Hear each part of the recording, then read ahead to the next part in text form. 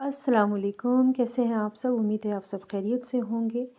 آج کی ہماری ویڈیو حلال اور حرام برڈس کے اوپر ہے۔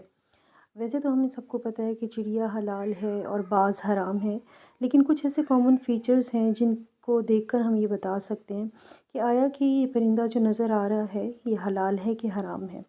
تو ان فیچرز میں سب سے جو امپورٹنٹ فیچر ہے وہ یہ ہے کہ جتنے بھی ہربیورز برڈس ہیں، یعنی کہ وہ ہمہ خور نہیں ہیں، وہ گوشت خور نہیں ہیں اور وہ پلانٹ بیسڈ میٹیریلز کھاتے ہیں، وہ ہربیورز ہیں، وہ سارے کے سارے حلال ہیں۔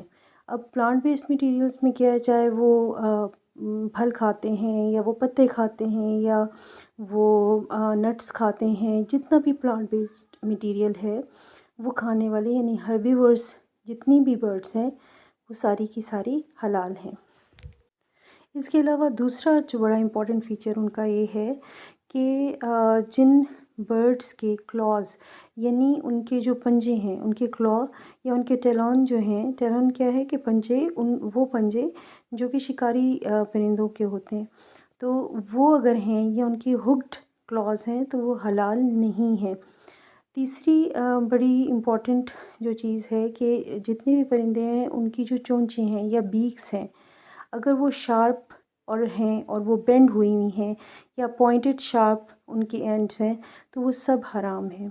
لیکن اس میں تھوڑی سی ایکسیپشن آتی ہے کہ شارپ بینڈ بیک والے جو پرندے ہیں، اگر وہ شکاری نہیں ہیں تو ان میں سے پھر طوطا ایک ایسی ایگزامپل ہے کہ جو حلال ہے۔ اور سب سے آخری فیچر اور سب سے امپورٹنٹ فیچر جو آپ دیکھ کے فوراً ہی پہچان سکتے ہیں کہ آیا کہ یہ پرندہ حلال ہے کہ حرام، ان کا فلائنگ پیٹرن ہے۔ اگر تو وہ نارملی فلائی کر رہے ہیں تو وہ حلال ہیں، لیکن اگر وہ گلائڈ کرتے ہیں، وہ تمام پرندے جو گلائڈ کرتے ہیں وہ سب کے سب حرام ہیں۔